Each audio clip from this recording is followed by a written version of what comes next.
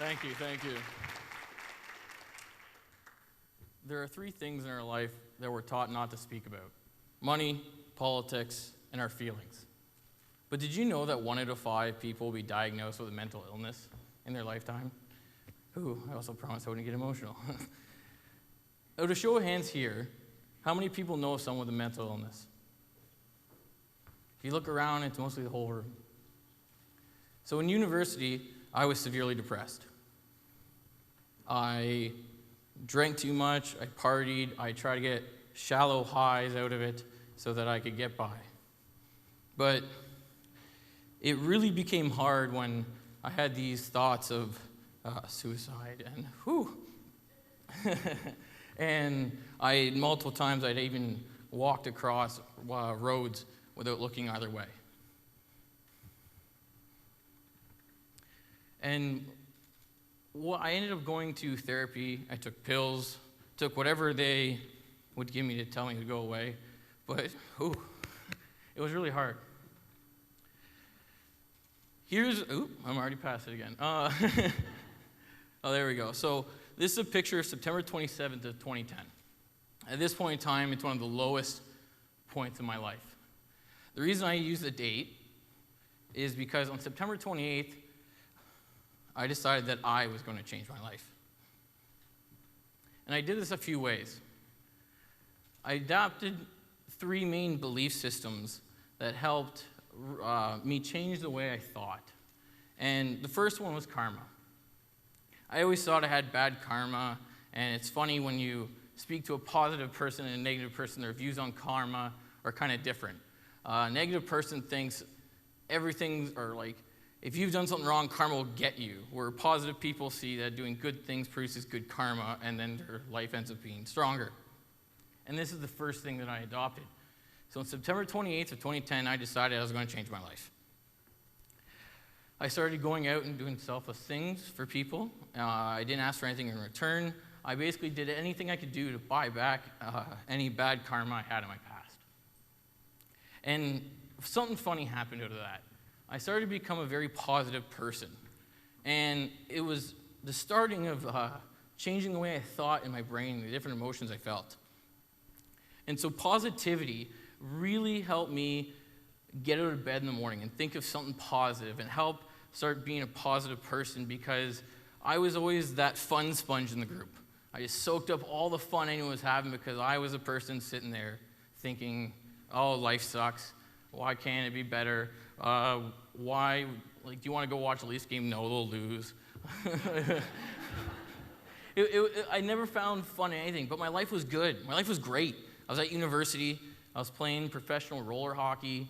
I had friends. There wasn't anything in my life that I could look at and say I was disprivileged or anything. I had one of the most privileged life anyone could ever ask for. So by going with positivity, I ended up feeling better about myself. And the biggest thing I grabbed a hold of was something called the law of attraction. So I'm sure a lot of people here may have heard of this before, so I won't dive too deep into it. But it's the idea that what you think about and talk about comes about. So if you are sitting thinking of negative emotions, how depressed you are, how bad your life is, you're going to attract that stuff into your life, those people into your life, those conversations into your life. But by changing and filling yourself with positive thoughts and thinking about the good in the world and thinking about how I could be happier, and by going out and helping other people, it really started to bring stuff in. And so with the positivity and the karma, it helped me day to day. I would do good things and I try to be positive about it, and that helped me most days. And the law of attraction was kind of something that helped me look forward and start looking for stuff, not only for happiness, but for other things I wanted to accomplish in my life. And I really dove into this, and I worked on this for years. And as things started getting better, I started getting good luck, good karma. I was having happy conversations. These amazing people were coming into my life. And, sorry, one of these people is the love of my life. So, when I met Ashley, she was in the same boat I was, so in the past. So I'd end up getting to a point now where I am generally happy. I'm happy most days. I can control most of my emotions. But when I met Ashley, she was in a very similar boat to me. And so this was kind of cool because I'd used all these different thoughts and feelings and ideas to get myself to a position where I was happy. And now she came into my life and she was in a similar spot. So I actually got to watch third hand kind of her go through the same stuff I did just a couple years prior. So with the law of attraction, the one thing I want to show with you today, and I want everyone to try this, I believe in the law of attraction and that you can control your feelings and your emotions at all times. You can change yourself from depressed to happy to sad to that at an instant. And so to do this, I want everyone to put their hands out. All right? I want you to close your eyes and picture grabbing on to a steering wheel of your dream car. You just bought it. You're going to pull it out of the driveway and you're going to take it for a cruise. Everyone's looking at you. How good do you feel? Go on the highway, go as fast as you want. There are no cops in imaginary land. But right now, that emotion, that flood of endorphins just pumped into your body and it changed your thought. So now everyone can come back here. I mean, it's probably more fun where you're at. But it's a small sample that you can manipulate your emotions and your body, and by changing your brain, you'll be able to get to a point where you can do this on whim and do it to bring in whatever you want. So when I met Ashley, like I said, we started working on this with her. Same kind of things, trying to explain. But the really lucky part I had with Ashley was there was this new scientific device out that allowed you to scan into someone's brain to show you exactly what they were thinking. Okay? Really scientific, don't worry about it too much. But I have an image here today of what was going on in Ashley's brain in 2014. So what is going on here? What we figured out is there isn't just one voice in your brain. There's three. There's yourself that asks questions. Why am I feeling this way? What's going to happen? Kind of looking for answers. There are two other voices in there as well. There's a red voice and a blue voice, it looks like. And obviously the red voice is quite upset, yelling, making her feel terrible. And the blue voice is over there, doesn't really get acknowledged or even talked to. So I kind of look at this as there's a battle in your brain that is going on at all times. And it's a battleground. On one side, you have red voice.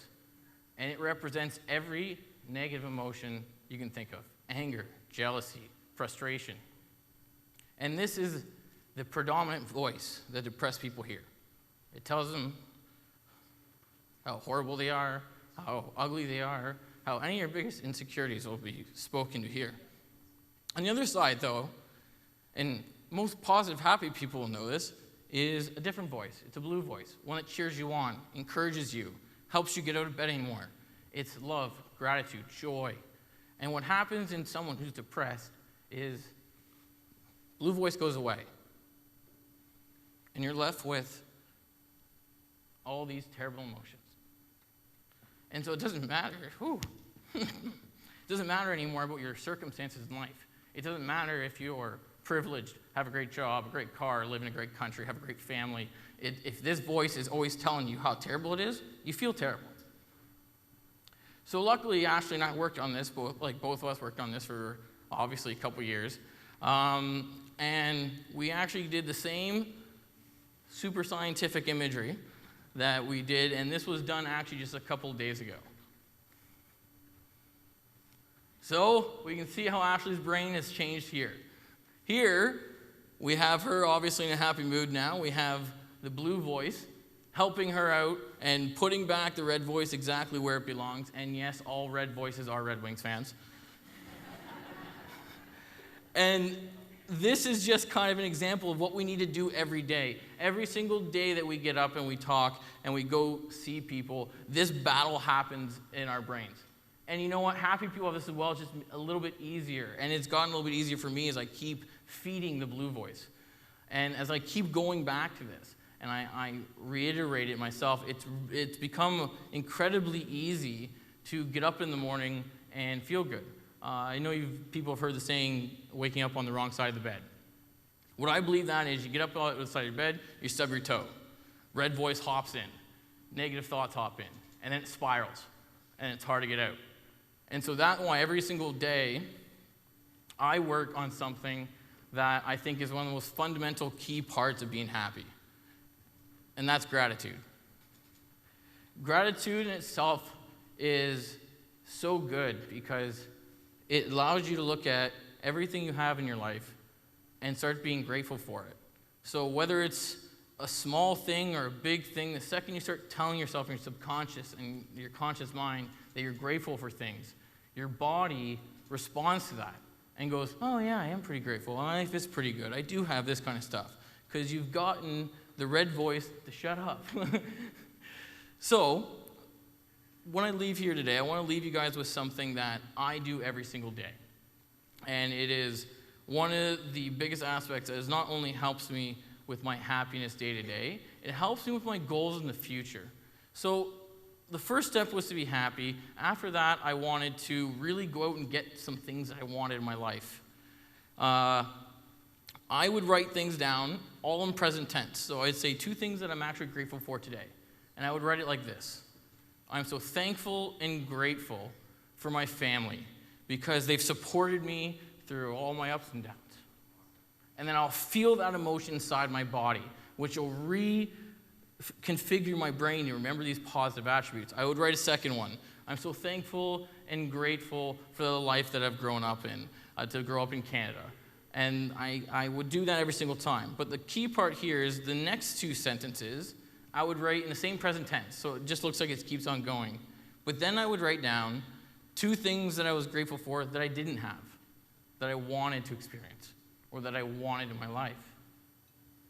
So when I started doing this talk, I went back into my gratitude journal, flipped through some pages to see if I could have something I could show you here today that could kind of show you both how it can help you in the past and help you become happier, but also help deliver things to you that you want now. So I know I have chicken scratch for handwriting, so many of you probably won't be able to read this. The first 2 are things that at January 6th in 2014 that I had. The bottom 2 are things I didn't. The very bottom one talks about being so thankful and grateful to find the love of my life, which I have now done. And the second says, I'm so thankful and grateful for I've done my first TED Talk.